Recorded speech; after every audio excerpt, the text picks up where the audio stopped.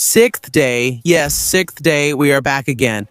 After another day full of important events throughout the Middle East. A lot is still happening inside Iran that continues to dominate the news. But this time, we will shift our attention to the north. Because what is happening now in Lebanon could be one of the most important events in the entire war. Once again, fighting has broken out between Israel and Hezbollah.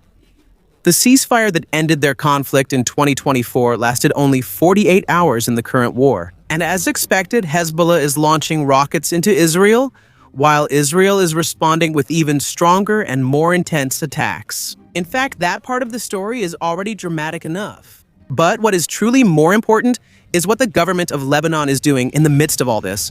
A difficult balancing act regarding Hezbollah's military and security operations. Now in 2026, the world is truly full of unexpected events. And this could be one of the biggest changes of all. But before we start that, if you're new to our channel, please don't forget to subscribe so you'll always be updated with videos like this. The myth collapses. For almost 2 decades, there has been one idea that dominates almost every discussion about the balance of power. So in the Middle East, when someone attacks or does something to Iran, and when they say someone, it usually refers to the United States or Israel, and Hezbollah will definitely retaliate. For many years, Iran used its allies in Baghdad and Damascus to smuggle rockets and missiles into Lebanon for Hezbollah. And this has really been effective. By 2024, Hezbollah had built the largest weapon stockpile of any non-state group in history, with an estimated 150,000 to 200,000 rockets and missiles. Hezbollah's main strongholds have long been located in southern Lebanon, especially in areas below the Litani River. From there, it only takes a short time for the rockets to reach northern Israel, giving Israeli missile defense systems very little time to detect and intercept them. If they are able to launch thousands of rockets every day for an almost endless period, it would be nearly impossible for any missile defense system to stop them all. This theory is not just speculation because it is also based on history. In 2006, Hezbollah fought against the Israeli military in a battle that could be described as a stalemate, or in the view of many in the Arab world, a victory for Hezbollah. Israel entered the war with a clear goal: to destroy Hezbollah's military capability and recover the 2 Israeli soldiers who were captured in a cross-border attack. But after 34 days of intense bombing and ground operations, they achieved neither. Despite the 2 objectives, and even until the final hours of the war, Hezbollah continued to fire rockets into Israel. The group's leader, Hassan Nasrallah, declared what he called a divine victory. And whether that term is accurate or not, it's clear that this had a strong impact on the entire region. Hundreds of thousands of people gathered in Beirut to show their support for Hezbollah. In an instant, the group was recognized as the main resistance movement against Israel. And that image, perhaps even more than their rockets, became the foundation for everything that would happen next. At the height of its power, Hezbollah almost controlled Lebanese politics as if it were a state within a state. It also became an important part of Iran's strategy in the region, because it served as a kind of protection or shield in case Washington or Jerusalem tried to attack Iran. In the following years, Hezbollah used the relative calm at the border to further strengthen its military capabilities with the help of Iran. This is where the huge stockpile of rockets and missiles that we mentioned earlier came from. After the October 7th attack by Hamas, Hezbollah opened what they called a support front. They continued to fire rockets and drones into northern Israel, and although these attacks are limited, they have still caused more than 60,000 civilians to evacuate from their homes for over a year. However, this did not escalate into a full-scale offensive. Israel endured and observed this situation for a long time, but by the fall of 2024, they could no longer ignore its effects within their country, and this brings us to September 2024. In a secret operation, Israeli intelligence blew up more than 5,000 pagers and hundreds of walkie-talkies that had already been distributed to members of Hezbollah. As a result, 42 people were killed, and nearly 3,500 were injured, and a large part of the group's internal communication network was completely destroyed. The remaining devices, the communication equipment, were viewed with great suspicion. When the pagers started exploding, they switched to using walkie-talkies, but soon after, those also exploded. This turned out to be the first wave of a broad campaign by Israel to completely eliminate the threat of Hezbollah. A campaign that moved faster and harsher than almost anyone expected. Hassan Nasrallah, the leader who led the group for more than 3 decades, was killed within just a month after the pagers exploded. Along with him, a large part of Hezbollah's top leaders were eliminated, people who had even survived the first series of attacks. At the height of the war, Hezbollah was only able to launch around 240 rockets per day. This is not a small number, but it is far from the doomsday scenarios that Israeli military planners and civilians have long feared. A major reason for this was the collapse of their leadership and communication system. Just think about it. After the incident with the explosions, the people who were making decisions and planning the group's strategy were the same people who, just a week before, weren't even considered high-ranking enough to have a pager. While their organization was in chaos and struggling to rebuild their strategy, Israel was already taking advantage of the situation. It is estimated that 80% of Hezbollah's rocket stockpile was destroyed, and over 85,000 weapons were confiscated in the south of Lebanon. By November, Hezbollah was forced to sign a ceasefire, an agreement that just 6 months earlier would have seemed almost impossible to happen. Among its conditions was the difficult withdrawal of Hezbollah from the areas they controlled south of the Litani River. There was also a letter from the United States recognizing Israel's right to strike again if the agreement was violated. The war may have ended on paper, but for the citizens of Lebanon who are left to face its consequences, the damage is not only from Israel's attacks on Hezbollah. A country trying to break free. When 2026 began, the fragile balance that was established after the ceasefire quickly collapsed when the US and Israel launched a campaign, an operation that resulted in the killing of Iranian Supreme Leader Ali Khamenei in the early stages of the attacks. In fact, the ceasefire had already been gradually breaking down even before that happened. Israel never really stopped attacking inside Lebanon. They continued their attacks, and according to data from ACLED, they had already carried out approximately 1,600 strikes just in the first part of the year. But when Operation Epic Fury began, that's when the illusion of a ceasefire disappeared completely. Remember, the entire identity of Hezbollah is centered on confronting and fighting Israel, especially if there is an attack against Iran. On March 2, just 2 days after the airstrikes began, Hezbollah moved again. They launched a rocket and drone attack against an Israeli missile defense site near Haifa. This was the first such attack since the signing of the ceasefire. Hezbollah presented this attack as retaliation for the loss of Khamenei and as a clear message that they still stand by Iran. Most of the incoming rockets were intercepted by Israel, and those that got through mostly landed in empty areas with no reported casualties.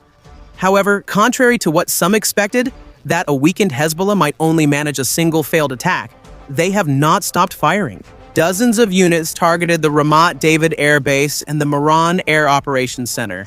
There were also rockets that hit Nafa Base and the positions of the Golani, particularly in the area of Bain Baru. And by March 3, Hezbollah was also using anti-tank guided missiles against Israeli Merkava tanks near the border.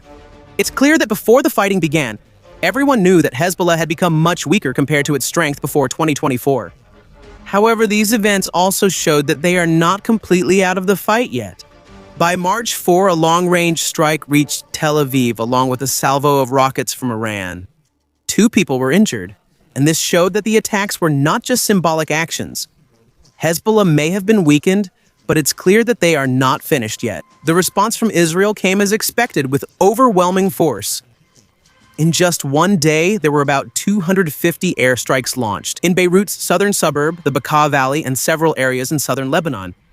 The attacks targeted weapons depots, rocket launch sites, command centers, and the communication infrastructure of Hezbollah. Among those severely hit were the buildings of their media network, Al-Manar TV and Al-Noor Radio. According to Israeli officials who spoke with the New York Times, this operation has been planned for a long time, and it could expand into a more ambitious campaign. This means they already expect Hezbollah to retaliate. As for Israel's exact plans for the next steps, only time will tell. However, for now, it doesn't seem like this is heading toward a ceasefire negotiation. For the ground operation, Israel sent the 91st Territorial Division across the border, after ordering nearly 100 towns and villages south of the Litani River to evacuate. More than 100,000 reservists have also been called back to military service. The IDF also confirmed that a senior commander of the IRGC Quds force was killed in Lebanon. The elimination of Reza Qasemi is a move that almost completely cuts off the remaining command chain between Iran and Hezbollah. For now, this still seems to follow the pattern of this war, where the US and Israel use overwhelming force to eliminate the key leaders of what they call the axis of resistance. However, it was the events that followed that truly added weight to Lebanon's situation, and became the reason why what is happening now is so important. After decades of weakness and compromise, the government of Lebanon decided to confront Hezbollah directly. Prime Minister Nawaf Salam's cabinet declared an immediate total ban on all military and security activities of Hezbollah. The group was also ordered to surrender their weapons to the state. The president of Lebanon, Joseph Aoun, a former commander of the Lebanese army, said that this decision is final. Most surprising of all is what's happening in parliament. Nabi Berri, the Speaker of Parliament and leader of the Amal movement, who has long been known as a strong political ally of Hezbollah, did not vote against the proposal. For analysts who have long been following Lebanese politics, these events are truly almost unbelievable. For Hezbollah, they said there was no sufficient reason for this move, and they almost just ignored the government's decision.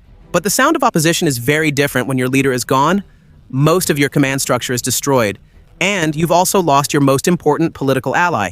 Now, the big question here is, will the government of Lebanon even enforce its order against Hezbollah?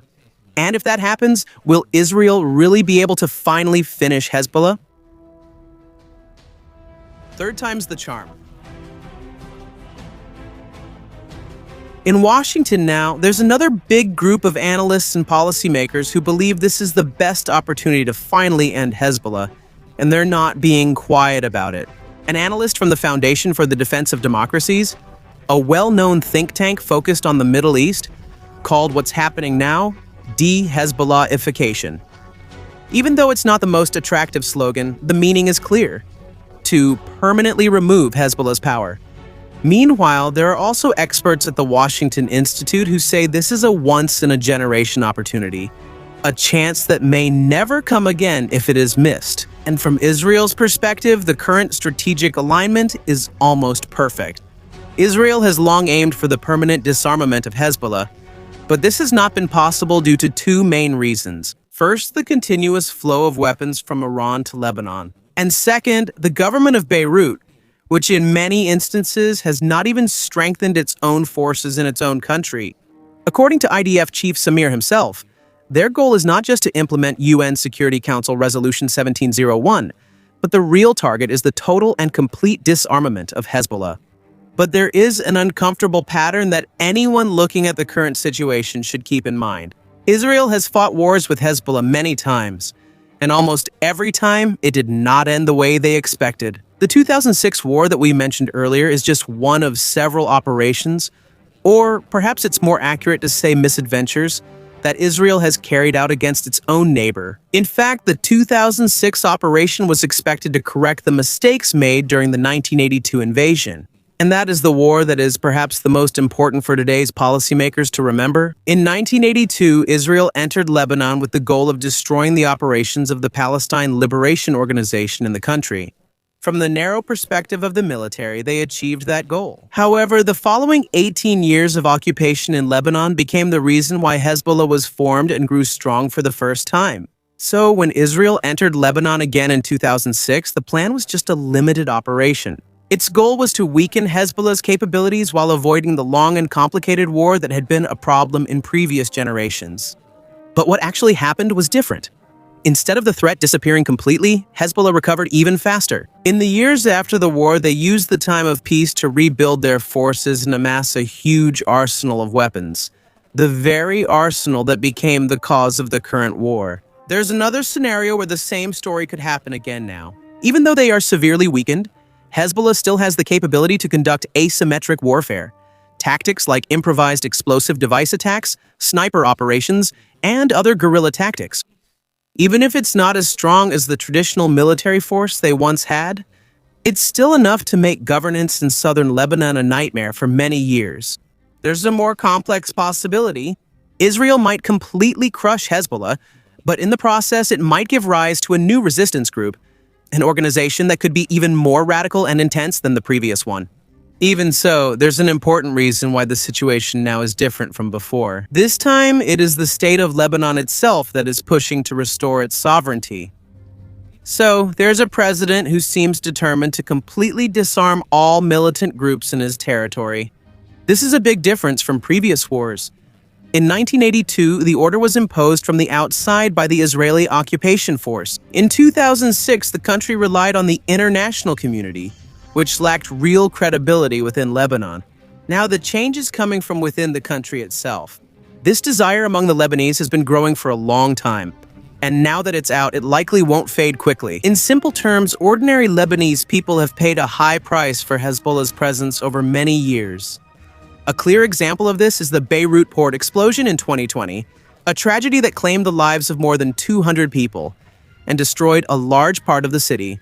That port was under the control of Hezbollah, and later on, it was said that they used their influence and political power to block or hide any possible accountability they had in the incident. While that was happening, the value of the Lebanese currency continued to fall, and almost 70% of the population ended up below the poverty line.